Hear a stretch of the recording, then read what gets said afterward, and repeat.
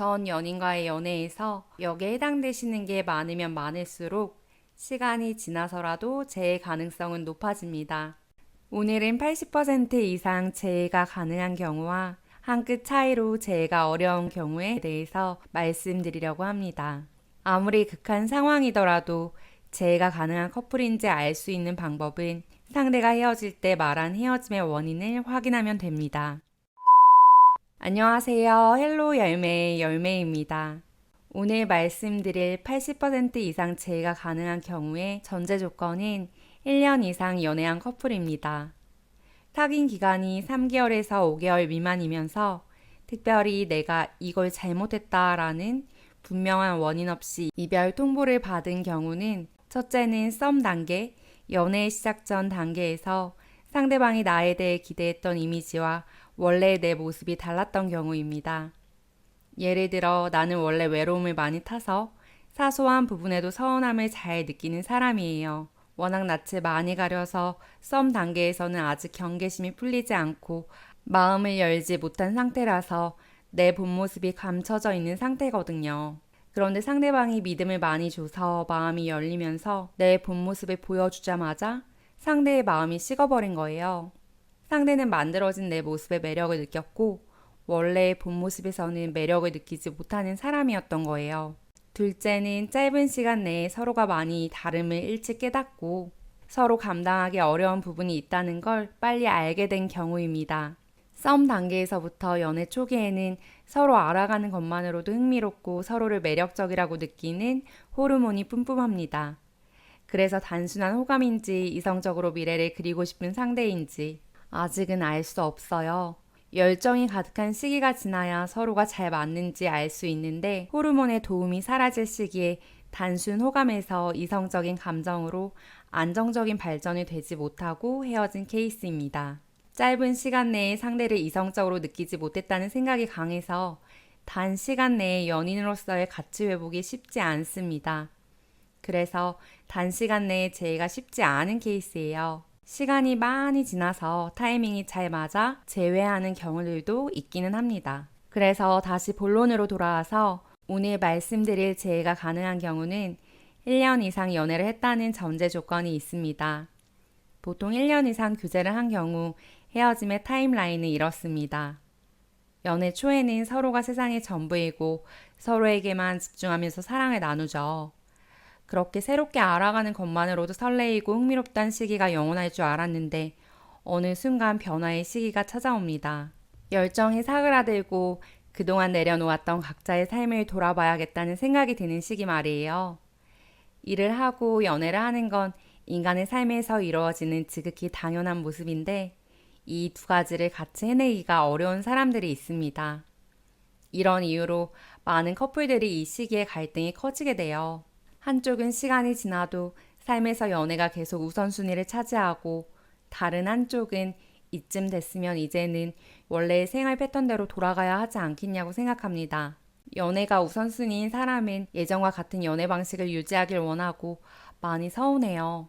반면에 연애도 중요하지만 일도 중요한 사람 또는 일에 좀 더 몰입하는 사람 입장에서는 상대가 서운해하니까 처음에는 노력하려고 해요. 하지만 그 과정에서 상대방의 서운함이 폭발하게 되면 서로 가치관이 다르다고 생각하게 됩니다. 그런 상대방의 모습에 매력을 점점 잃고 만남과 연락을 숙제하듯이 점점 의무화하게 돼요. 이런 패턴 아시죠? 이전에는 자연스러웠던 연락과 만남을 노력하고 있는 스스로의 모습에 회의감이 들기 시작합니다. 연인에 대한 마음이 식은 것 같다는 혼란스러운 감정이 찾아오고 마음이 예전 같지 않아요. 이런 변화가 오기 시작하면 연인과 관련된 모든 것들을 비관적으로 보게 됩니다. 예전에는 신경 쓰이긴 했지만 감당할 수 있었던 상대방의 사소한 단점이 크게 보이기 시작해요. 내 얼굴을 한 번이라도 더 보기 위해 말리기를 찾아오는 상대방의 모습이 이제는 고마운 게 아니라 답답해지고 나만을 바라보는 상대방이 너무 숨막힙니다. 나처럼 자기 관리하고 자기 개발을 하는 사람이 좋은데 상대방은 내가 생각하는 그런 사람이 아닌 것 같아요. 그러다 보니 점점 더 이상 매력적으로 느껴지지 않고 상대와 미래가 더 이상 그려지지 않는다고 생각하게 되는 거예요. 그러다 보니 순식간에 착각을 하게 됩니다. 상대는 나를 100% 좋아하는 것 같은데 내 마음은 그 정도가 아니라 너무 부담스러워. 내 마음의 크기가 예전 같지 않고 더 이상 상대를 위해 노력하고 싶지가 않아.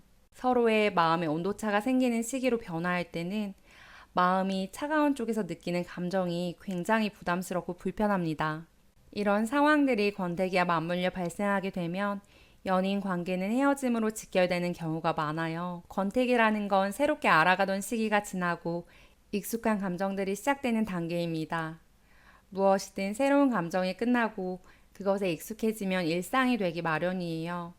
그래서 어쩌면 권태기란 감정은 안정적인 관계로 발전한 단계라고 볼 수 있어요. 타이밍만 잘 맞는다면 자연스럽게 지나가는 경우가 대부분입니다.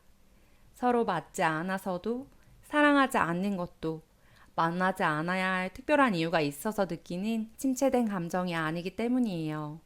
이렇게 권태기와 맞물린 상대방이 스킨십이 줄고 변한 모습을 보일 때 한 걸음 뒤로 물러설 수 있다면 권태기는 조용히 지나가는 경우가 많습니다. 그런데 우리의 마음이 그렇지가 않죠. 서로의 스케줄에 맞춰서 주기적인 데이트를 하던 사람이 갑자기 주말에 친구를 만나고 싶어 한다거나 쉬고 싶다고 하면 우리는 너무 불안해집니다. 갑작스런 상대방의 변화에 조급함이 앞서 상대를 그냥 놔두지 못해요. 그러다 보니 우리는 서운한 게 더 커지고 상대는 불편해지고 순식간에 갈등이 걷잡을 수 없이 심화됩니다. 답답한 마음에 우리는 상대에게 도대체 헤어지고 싶은 이유가 뭔지 계속 물어봅니다. 사실 상대방도 본인의 마음을 잘 몰라요. 현재로서 상대가 느끼는 감정은 이 관계를 위해 더 이상 노력하고 싶지 않다는 거예요. 그리고 이 연애는 이미 한계에 다다른 것 같고 미래가 더 이상 그려지지 않는다라는 거예요. 그런데 확실한 이유를 말하지 않으면 우리가 놓아주질 않으니까 상대는 혼란스러운 상태에서 헤어짐의 이유를 몇 가지 나열하고 결국 이 관계는 그렇게 종결됩니다. 많은 경우에 이런 타임라인으로 1년 이상 연애한 커플들이 헤어집니다. 그럼 가장 중요한 거, 이 타임라인에서 재해가 가능한 커플인지 알 수 있는 방법이 있습니다. 상대가 헤어질 때 말한 헤어짐의 원인을 확인해 보는 거예요. 우리는 상대가 말한 헤어짐의 이유를 듣고 자책합니다. 그리고 상대에게 더 좋은 사람이 되기 위해서 운동도 열심히 하고 자기 관리도 열심히 하면서 부단히 노력해요. 그런데 헤어짐의 원인을 찾는 과정에서 헛다리를 짚는 경우가 많습니다. 예를 들어서 한 커플의 경우 상대방이 마지막에 말한 헤어짐의 이유는 이렇습니다.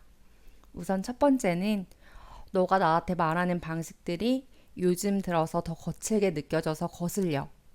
두 번째는 요즘 나도 일이 많이 힘든데 회사에서 힘들었던 일, 친구들이랑 힘들었던 일을 나한테 다 말하니까 내가 감정 쓰레기통이 된 것 같아. 세 번째는 요즘 네가 연애 초와는 다르게 자기 관리가 안 된 모습도 많이 보이는 것 같고 자기 개발을 하지 않는 모습들을 보면 미래가 그려지지 않아. 여기까지 첫 번째 커플의 헤어짐의 원인이었습니다.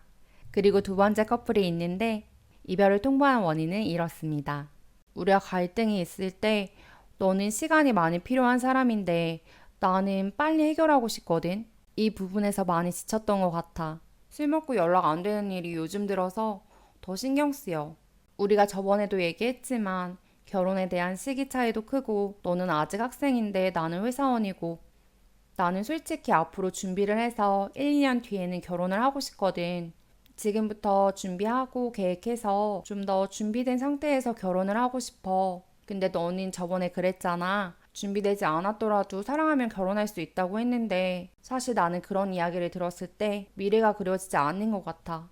두 커플의 헤어짐의 원인을 볼 때 어떤 커플이 재해가 가능할까요? 바로 첫 번째 커플은 재해가 가능하고 두 번째 커플은 재해가 어려울 것 같습니다. 왜냐하면 재해가 가능하려면 상대가 말했던 헤어짐의 원인이 적어도 시간이 지나서라도 내가 변화할 수 있는 범위에 있는 것 또는 내가 노력해서 최소 1년 이내에 실현할 수 있는 범위 안에 있어야만 재해가 가능하기 때문이에요. 그런데 상대방이 나와는 거리가 먼 터무니없는 내용을 말하고 내가 절대 바꿀 수 없는 부분을 헤어짐의 원인으로 말했다면 나머지 이별 통보 원인은 들러리일 뿐 바꿀 수 없는 원인이 결정적인 헤어짐의 원인인 경우가 대부분입니다. 결정적인 헤어짐의 원인 때문에 이전에는 충분히 감당할 수 있는 부분까지도 이제는 많이 거슬려지는 거예요. 그런데 헤어짐을 통보받은 분들은 어떻게든 재회를 하고 싶은 마음에 내가 바꿀 수 없는 부분은 나와 거리가 너무 먼 일이기 때문에 모르는 채 방관하고 내가 바꿀 수 있는 부분들에만 집중하게 됩니다. 물론 바꿀 수 있는 부분을 최선을 다해 바꾸고 노력하는 건 당연히 맞습니다. 그런데 여기서 짚고 넘어가야 할 부분은 헤어짐의 원인이 과연 실현 가능한 부분인지 여부예요. 헤어짐의 원인 중에 내가 1년 이내에 실현 불가능한 현실적인 상황이 분명히 포함된 경우라면 상대방은 현실적인 이유로 새로운 사람을 만나고 싶어서 이미 이전부터 헤어지려고 마음의 결정을 했거나 새로운 사람을 만나려는 시도나 환경을 미리 준비해가고 있었을 가능성이 있습니다.